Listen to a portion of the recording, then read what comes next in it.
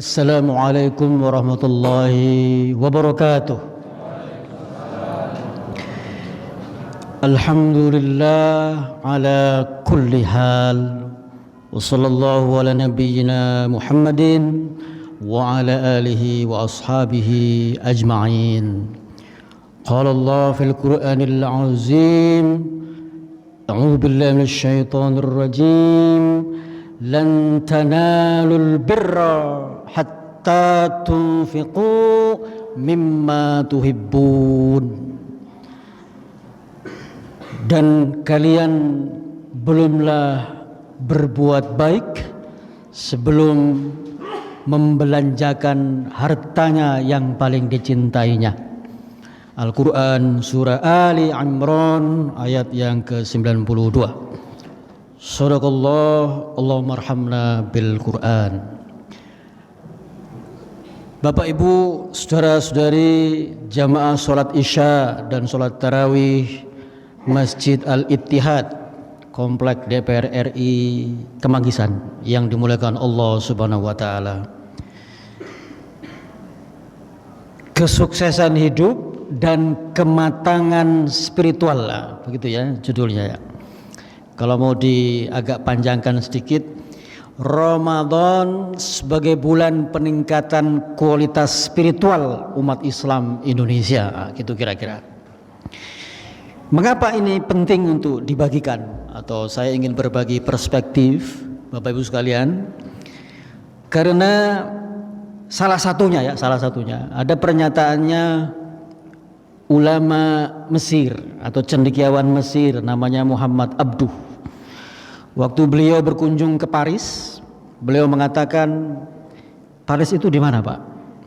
Perancis ya, ibu kota Perancis. Waktu dia berkunjung ke Perancis, dia mengatakan begini, saya melihat Islam di Paris, tapi saya tidak melihat umat Islam di Paris. Ya. Kalau saya mau pakai negara yang dekat-dekat kita, saya melihat Islam di Singapura, tapi saya tidak melihat umat Islam di Singapura. Nah, begitu kira-kira. Apa makna pernyataan beliau? Menarik, Pak. Saya melihat Islam di Paris, tapi saya tidak melihat umat Islam di Paris. Karena memang mayoritas orang Paris kan bukan Muslim ya. Singapura juga begitu. Saya melihat Islam di Singapura, tapi saya tidak melihat umat Islam di sana. Apa maknanya? Dia melihat ada nilai-nilai Islam di Paris yang diterapkan, dan yang menerapkan bukan umat Islam. Apa misalnya? Ketertiban, ya, kebersihan. Tadi saya mendengarkan MC mengatakan jamaah harus menjaga kebersihan, ya, kedisiplinan, ya, bahkan integritas, ya, kejujuran. Kabar terakhir saya baca di berita, Hong Kong itu terkenal trotoarnya sangat manusiawi, Pak. Saya melihat Islam di Hong Kong, tapi saya tidak melihat umat Islam di Hong Kong. Trotoarnya itu 3 meteran, nggak ada motor di situ, Pak. Nggak ada pedagang kaki lima, rapi banget. Bukan umat Islam yang mempraktekkan. Apa maknanya kaum muslimin yang terhormat?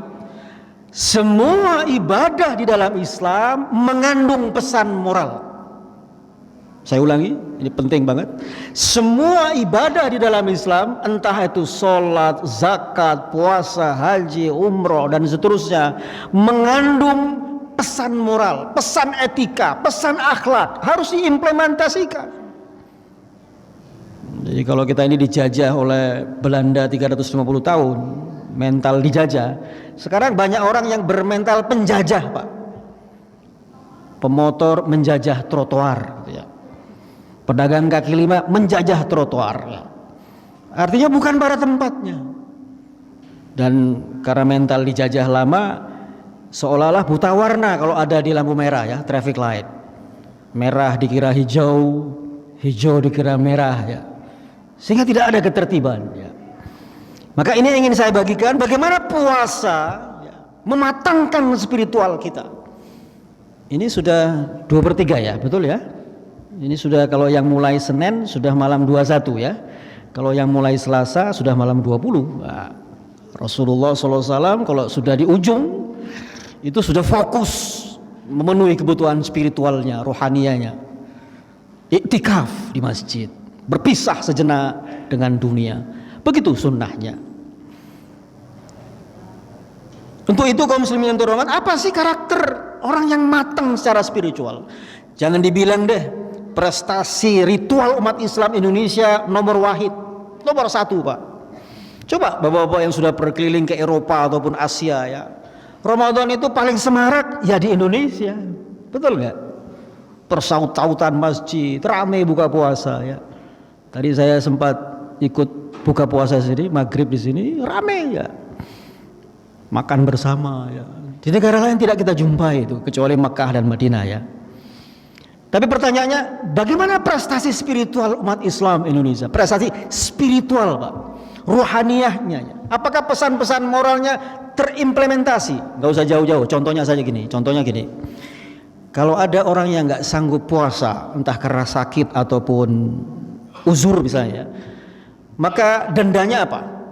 Dendanya adalah memberi makan fakir miskin. Pesan moralnya di situ. Bukan karena disuruh tahan makan sekian lama, enggak lagi. Apa artinya? Bahwa letak pesan moral puasa bukan di menahan makan dan minum, tetapi social responsibility, tanggung jawab sosial. Al-Ittihad ini misalnya sebuah kapal, Pak. Kapal ya, kapal besar. Kalau ada orang yang ngelubangin kapal, satu orang saja dilubangin, lalu air masuk. Pertanyaan saya, siapa yang akan tenggelam? Hanya orang yang melubangi kapal? Enggak. Orang yang khusyuk sholat tahajud di dek paling atas ikut tenggelam, Pak. Kenapa? Dia enggak concern, dia enggak peduli dengan orang yang melubangi kapal itu. Maka enggak bisa kita sukses sendiri, makmur sendiri itu enggak bisa. Mengapa? Karena kita adalah kapal besar. Saya masyghul akhir-akhir ini ya, di Ramadan masih ada saudara-saudara kita yang harus mengalami banjir bandang. Di Ramadan tahun ini masih ada saudara-saudara kita yang mengalami tanah longsor ya. Terakhir gempa bumi ya. Bahkan yang paling parah saudara-saudara kita semuslim di Palestina ya. Kalau kita ngantri buka puasa pasti dapat. Tapi mereka ngantri makan siang atau makan malam belum tentu dapat. Hanya dapat pancinya saja. Tentu saja itu punya keprihatinan sendiri. Maka tidak bisa kita makmur sendiri, sukses sendiri. Tapi juga kita punya harus kepedulian sosial. Apa karakteristiknya orang yang matang secara spiritual? Nah, ini bukan ngecek orang lain. Mending kita ngecek masing-masing. Dasarnya adalah surah Ali Imran ayat 100. Al-Baqarah maksud saya. Surah Al-Baqarah ayat 177. Laisal birra an tuwallu wujuhakum qibalal masyriqi wal maghribi walakinnal birra man amana billahi wal yawmil akhir wal malaikati wal kitabi wan nabiyyin wa atal mala ala hubbihi dzawil qurba wal yatama wal masakin wa banas sabil was-sa'ilina wa fir riqab.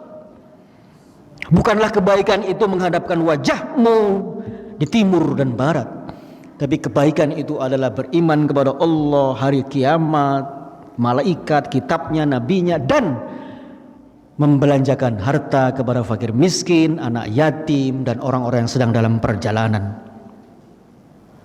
Ciri orang yang matang spiritual adalah gemar berderma. Di surah yang lain disebutkan, yang saya kutip tadi di awal ceramah adalah lan tanalul birra hatta yunfiqu mimma tuhibbun.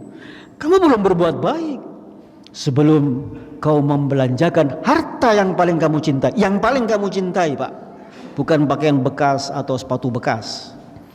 Untuk ayat ini surah Ali Imran 92 didengar oleh sahabat yang namanya Abu Thalhah. Abu Thalhah dengar ayat ini langsung dia gelisah. Abu Thalhah ini adalah orang terkaya di Madinah ketika itu. Ayat ini turun, dia dengarkan, lalu dia mikir, dia inventarisir. Apa ya harta yang saya paling sukai? Setelah dia inventarisir, ketemu Harta yang dia paling sukai adalah kebun, Pak, yang ada di samping Masjid Nabi. Dan kebun itu sering dipakai Nabi untuk leyeh-leyeh ya, berbaring-baring istirahat sebelum beliau pergi ke masjid. Dengan ayat ini turun, Abu Talha menemui Rasulullah. Ya Rasulullah, saya mendengar ayat ini bahwa belum berbuat baik sebelum kita membelanjakan harta yang paling kita cintai. Maka sekarang saya infakkan harta yang paling saya cintai ini, kebun saya ini, di jalan Allah Subhanahu wa taala. Konon kabarnya kebun itulah yang sekarang menjadi bagian besar dari Masjid Nabawi di Madinah. Mengalir terus sampai hari ini pahala Abu Talha. Yang pertama, mari kita hitung nanti pulang ke rumah, apa harta yang paling kita cintai? Karena Allah mengatakan kamu belum berbuat baik sebelum membelanjakan harta yang paling kamu cintai. Depositokah, tabungankah, mobilkah, propertikah, dan seterusnya. Jadi prestasi ritual boleh jadi tinggi, tapi prestasi spiritual harus kita introspeksi diri. Yang pertama, itu ciri orang yang tajam spiritualnya. Kenapa ini penting, Pak? Supaya kita bisa membedakan mana yang baik dan mana yang buruk. Saya pernah ditanya, Pak, kenapa ya semua orang ini kan awal asal usulnya baik, kok ada yang jahat, ada yang baik? Manusia itu punya hati kecil, bukan begitu ya? Punya nurani namanya. Kalau gelap namanya zulmani. Gelap, zolim ya, dari asal kata zulum. Kenapa orang kalau habis berbuat baik tentram? Betul Bapak Ibu ya? Kita kalau habis sholat, habis sedekah gitu, tentram sekali. Karena perbuatan baik selaras dengan hati nurani. Maka dia nggak akan gungkul gejolak. Sebaliknya perbuatan jahat atau perbuatan dosa atau perbuatan maksiat menimbulkan kegelisahan di benak kita. Kenapa? Gak selaras dengan hati nurani kita. Dusta misalnya, ya Allah habis berdusta, gelisah dia. Atau nggak usah jauh-jauh ya, kemarin waktu pilpres, kata seorang pakar, umat Islam moralnya bagus Pak sebelum pilpres ya. Begitu menjelang pilpres atau pemilu, moralnya umat Islam ngedrop. Ini bukan individu-individu tapi rata-rata. Ngedrop oleh apa? Ngedrop oleh 100.000 rupiah, 200.000 rupiah, 300.000 rupiah. Saya riset ke Kelapa Gading, ada satu TPS, Partai X menang total di sana. Usut punya usut, Pak RT-nya dibayar supaya dia menggelontorkan dana dari caleg itu, dari caleg untuk dimasukkan DP-nya. Nanti kalau terbukti menang, baru dituntaskan bayarannya. Ar-rashi wal murtashi finnar. Penyuap dan yang penerima suap sama-sama neraka. Rasulullah SAW mengatakan laknatullah alaih, laknatullah ar-rashi wal murtashi. Pak, itu bukan money politik Pak, bukan politik uang, itu sedekah politik, itu infak politik Pak. Apakah status haram bisa berubah menjadi status halal hanya karena istilahnya diarab-arabkan? Enggak. Kalau status haram berubah menjadi halal karena diarab-arabkan, kalau gitu zina bukan haram. Kenapa? Istilahnya bukan zina itu. Kenapa? Seks komersial. Khamr enggak haram dong. Kenapa? Bukan khamr istilahnya, vodka atau whisky. Jadi status haram tidaknya sesuatu bukan karena istilahnya, tapi substansinya atau hakikatnya. Saya wanti-wanti kepada umat Islam Indonesia, jangan-jangan Allah menyiksa kita dengan berbagai macam gejala alam karena kita sudah melegalkan yang namanya suap, memberi suap dan menerima suap. Ya biasa Pak, kalau nggak pakai itu nggak menang kita, nggak sampai Senayan. Oh ya, banyak teman-teman yang pegawai di sana ya, di Senayan ini, komplek DPR RI. Selalu tadi saya ditanya, apa bisa kita menghasilkan negarawan dari hasil suap seperti itu? Mustahil ya. Agak berat Pak. Maka itulah tugas berat umat Islam, agar moralnya tajam sehingga bisa membedakan ini haram, ini halal, ini baik, ini benar. Itulah tujuan puasa. Allah memberikan kita Ramadan supaya apa? Diasah spiritual kita, supaya punya Al-Furqan. Dan Al-Furqan itulah yang bisa membedakan kita untuk menerima dan menjalankan yang baik dan meninggalkan yang buruk. Nomor 1, sudah habis waktunya. Nomor 2, terakhir sekaligus. Jadi untuk ngecek apakah kita sudah tajam spiritualnya. Tadi yang pertama apa? Gemar berderma. Yang kedua adalah gemar bertobat. Ya. Bulan Ramadan ini bulan tobat. Man shoma ramadhana imanan wahtisaban ghufira lahu ma taqaddama min dzambi. Barang siapa yang berpuasa Ramadan dengan iman dan penuh introspeksi diri, maka dosa-dosa yang lalu akan dihapuskan. Dengan catatan term and condition apply. Syarat dan ketentuan berlaku. Apa itu? Iman, yakin bahwa Ramadan membawa kebaikan, dan ihtisab, penuh koreksi diri. Spiritual exercise maksudnya gitu ya. Penuh introspeksi diri dengan cara bertanya, apa betul saya ini orang baik? Apa betul perbuatan-perbuatan baik saya ini semata-mata untuk Allah atau untuk gelar-gelar gengsi keduniaan? Apa betul saya ini sudah menjadi ayah yang baik? Apa betul saya sudah menjadi istri yang baik? Apa betul saya sudah menjadi anak-anak yang baik di hadapan orang tua saya? Apa betul saya sudah menjadi pegawai yang disiplin? Apa betul saya sudah menjadi pedagang yang jujur? Dan seterusnya dan seterusnya. Imanan wahtisaban, dengan iman dan koreksi diri. Kesimpulannya, kaum muslimin yang terhormat, bahwa puasa semestinya mempertajam spiritual kita, bukan sekedar memperbanyak ritual kita.